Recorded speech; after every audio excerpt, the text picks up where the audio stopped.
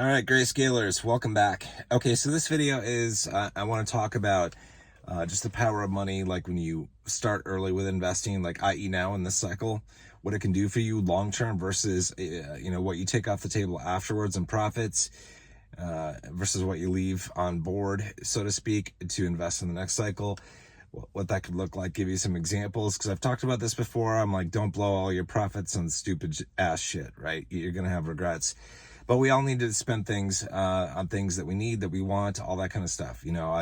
It's much easier in an IRA that you don't need to touch for a while to just let the money grow. But when it's in your taxable brokerage account, then it's like money's only good for something, and that's like spending eventually, right? But it just depends on how big you want to go in terms of growing your wealth, and the impact of decisions that you make now and right after the bull run is going to have a major impact on your future wealth. I just want to talk about this just because this kind of fits in with what I've been talking about. Like in the past couple of videos, I've been talking about IRA stuff and just small amounts being contributed and what they can do. So I opened a traditional IRA account for myself, put $8,000 in there. I'm going to convert that to a Roth in a while after my SEP gets converted. That $8,000 is very small in comparison to my bigger portfolio. And I funded my son's Roth with $7,000. That's what we set him up with, and we're cutting him a check from the company, and it's like, okay, that's the max contribution. So he's gonna have $7,000 in his Roth. Now, my goal, my challenge, this cycle in those accounts, like with that $8,000 that's going to my traditional IRA and the $7,000 that's going to my son's Roth, is to try to get that to $1 million. I know that seems unachievable. Most people would think it's impossible, but I don't think it is. I'm going to do my best to, with the rotation, as I've talked about, to get it up there. Because if I can do even a 10x on a $7,000 investment, from LTC and BCHG, that brings it up to 70. Well, that's only a 13x away from $1 million. And I think I can do a 13x or better in rotation. We will see. Time will tell. I've talked about this. I don't know. Nothing is guaranteed. But hopefully, and that would be an incredible result. This is an example of a small investment, in this case, $7,000, potentially going to like $1 million. Potentially. No guarantees, but potentially, right? Has a huge impact. And if I contribute $7,000 next year to his Roth, well, it's not going to have nearly as big of an impact as the $7,000 I contributed this year, right? So you got to take advantage of cycles. You guys have been doing this. You've been going in on the trusts, and you're going to do well. You're going to do well. So let me just talk about, I've talked about this. Let me bring this into the discussion here, like, what you spend, what you take out in terms of profits to spend on yourself. First, you got to enjoy life. You got to enjoy life. So if you want to go on vacation, celebrate, do all that kind of stuff, you earned it, right? From this run, do good things for yourself. Do other good things for yourself, like fix your car, get a new car, pay off your mortgage, get a new house, whatever. It depends on what you put in, obviously.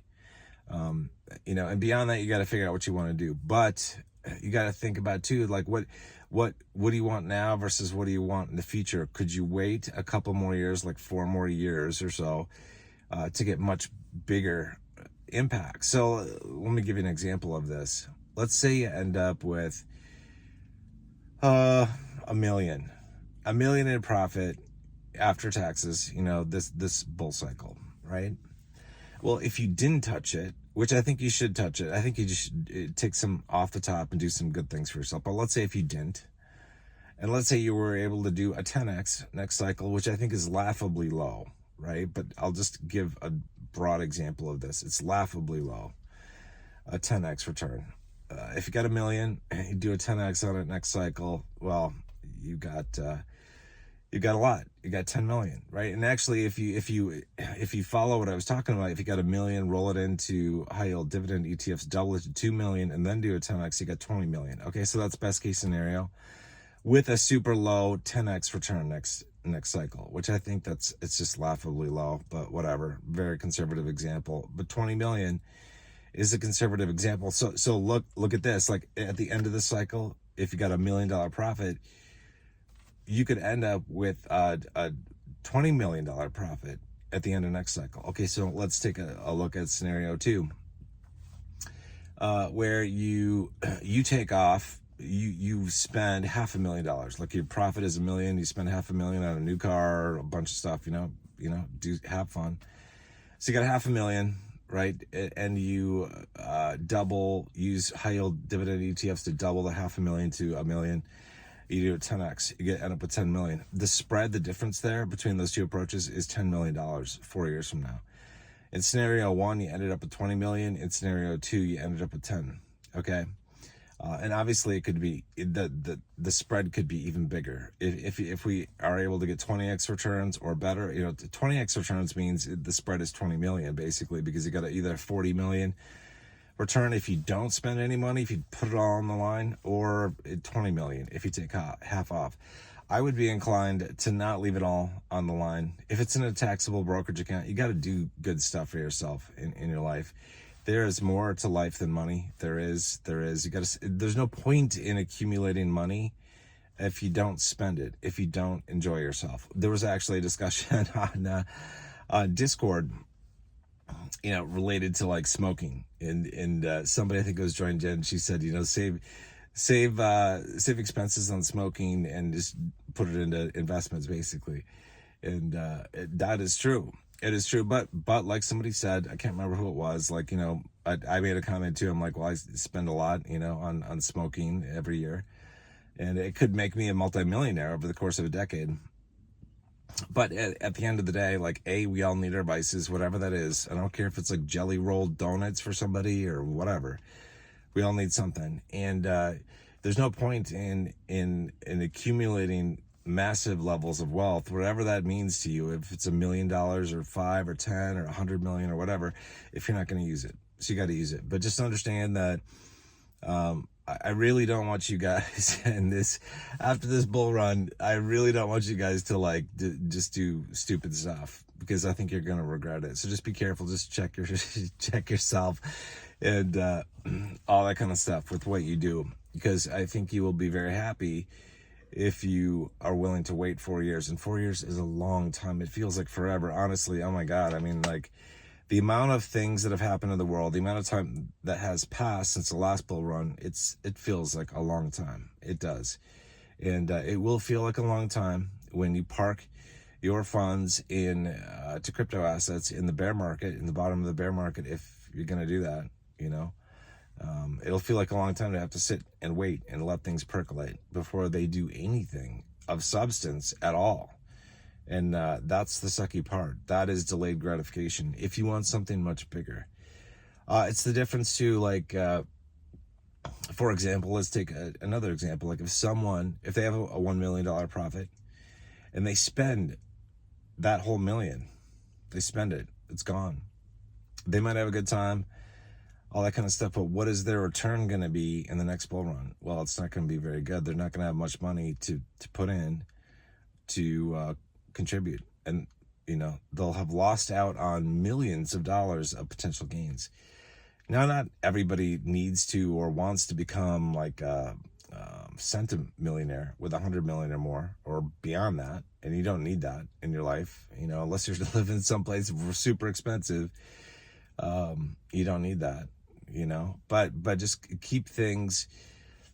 Just keep it in mind, like, you want to leave enough on the line, because the earliest dollars that you invest, that you magnify, it gets easier to magnify them to larger amounts. The math still works the same every return. We get a 5x return, 10x, 20x, whatever.